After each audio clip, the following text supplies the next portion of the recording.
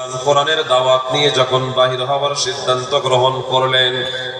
খাদিজাতুল কুবরাকে বলেন, খাদিজা, এ আমার খাদিজা, কলিজার টুকরা বিবি, আমি আল্লাহ পাক রব্বুল আলামিনের পক্ষ থেকে ওহী প্রাপ্ত যখন হয়ে গেলাম, আমার আজকে থেকে আর গোপনে দাওয়াত দেওয়া যাবে না। তবে আমি যদি বাহিরে যাই, মানুষ আমাকে নিয়ে ঠাট্টা বিদ্রুপ করতে থাকবে, মানুষ আমাকে বিভিন্ন রকম কথা বলতে থাকবে এবং তারা বলতে থাকবে,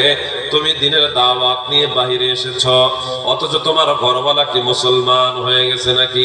আল্লাহ পাক রব্বুল আলামিন মহাগ্রন্থ আল কুরআনুল কারীমের আয়াত যখন নাযিল করে দেয়, আর আপনার আমার নবী যখন ভীত সন্ত্রস্ত হয়ে গেলেন,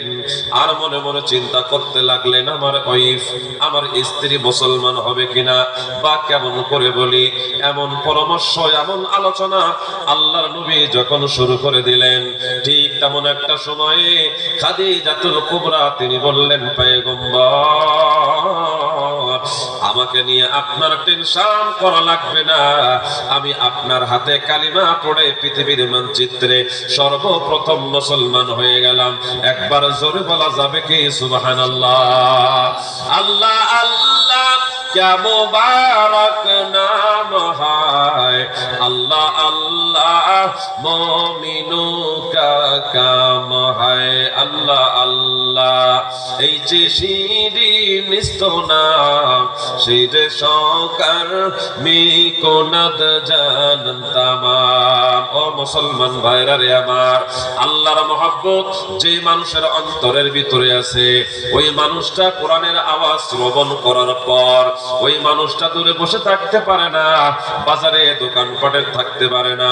ঘরে পরিবারের সাথে থাকতে পারে না, কারণ ইন্নামাল মুমিনুনা আল্লাযীনা ইযা যুকিরাল্লাহু ওয়াজিলাত কুলুবুহুম ওয়া ইযা তুলিয়াত আলাইহিম আয়াতুহু যাদাতুহুম ঈমানা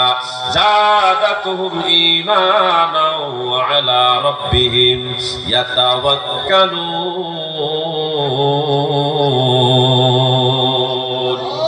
ইলমে নবুওয়াত।